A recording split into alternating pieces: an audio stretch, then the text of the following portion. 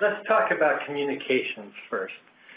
One of the things that we know from our years of working with design professionals is that many claims against design professionals are the result of poor communications. Most claims against design professionals are not because of a technical problem. You know, the design was not incorrect, but the design may not have met the needs of the client, or the designer may not have communicated well with the client or with the contractor. So effective communication really is a way to decrease disputes, the disputes that lead to claims and litigation or other adjudication or settlement problems. The other part about communication is when you're working with a client, there really has to be a collaboration. In most cases, you are either a consultant to the client or the agent of the client, and you have to work together. Clients have to understand that you're on their side, that you understand what they need, and that you can communicate with others to get a problem solved for the client.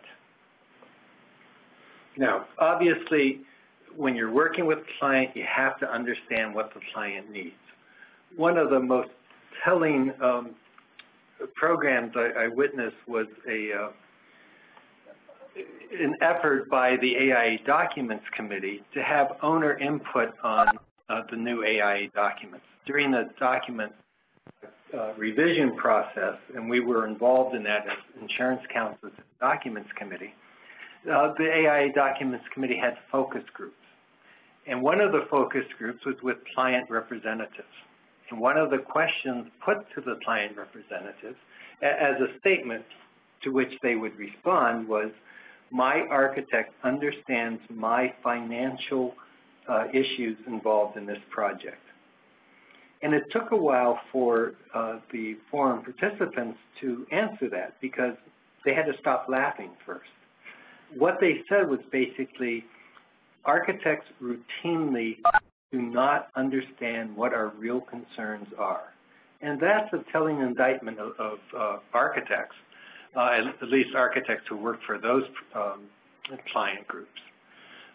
You really have to understand what the client needs. You can't put yourself in place of the client. You know, it's the client's project. Now, part of that is, of course, helping to get the client facing the right direction. This is one of the areas we see as a problem with green design, and that's because too often the client doesn't really understand what that means. They may be interested in getting a leafy plaque on their door, but they may also be interested in high performance of their project. They may be interested in minimizing energy usage or water usage and be less concerned about embodied energy in the project. So you can't really design something that meets sustainability requirements of a client unless you understand what the client really wants. And part of that is helping to lead the client into some decision making. Another area that we often see design professionals fail in is keeping the client informed of what's going on.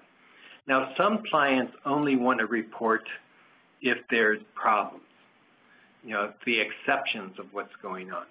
Others would like to know what's going on routinely, and whether that's written reports or photography or whatever, they want to be kept informed because, again, it's their project.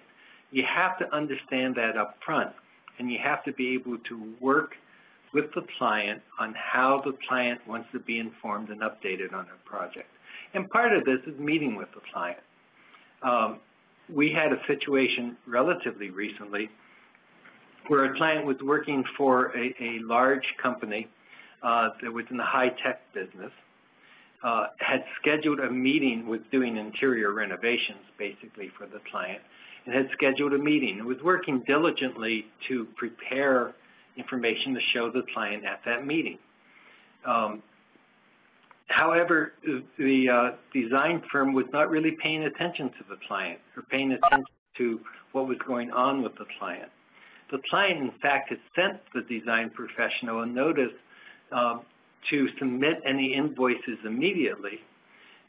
And really, stating to this design firm and probably to all of its other business partners that it was having financial trouble. This firm ended up going to meet with the client at a scheduled meeting time and finding the doors closed. The client had gone out of business.